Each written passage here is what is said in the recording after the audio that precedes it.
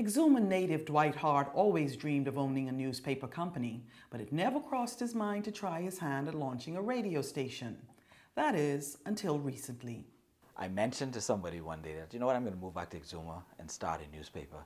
And so they said, well, in the process, why don't you do a radio station? And I was like, a radio station? Well, I don't know. Challenging and all that. But Hart embraced the challenges, and now he owns both a successful radio station, 98.3 The Breeze, and a newspaper, the Exuma Breeze. He remembers the radio station's humble beginnings. And so we came here during Regatta, and we set up in Georgetown. My father was the administrator at the time, and we set up a little small thing in his living room. And we went on air. It took us a couple of minutes to put the thing together. It was like a radio in a suitcase, really. And we launched. And I remember to this day, 5 o'clock on Friday, the 21st of April, 2006, I turned on the radio, tuned it into 98.3, and boom, we were playing. While Hart intended for this to be a one-week-long test run, Exumians had other things on their mind.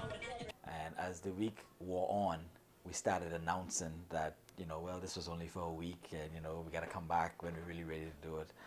And I was inundated with calls and people stopping me on the road saying, what's this you're talking about shutting down? You can't shut down. You're here.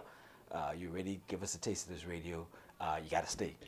It's been 3 years now, and Hart has never looked back.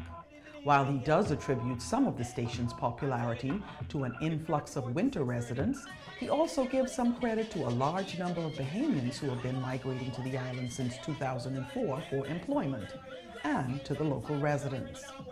Hart admits that while this diverse mix of the population also makes programming a little tricky, he thinks that he has found the right balance.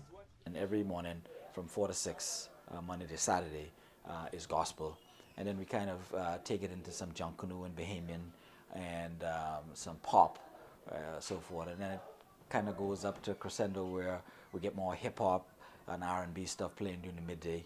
And then we kind of temper it down a little bit in the afternoon. And then at 3 o'clock, we put in a little bit of music there for the kids coming out of school.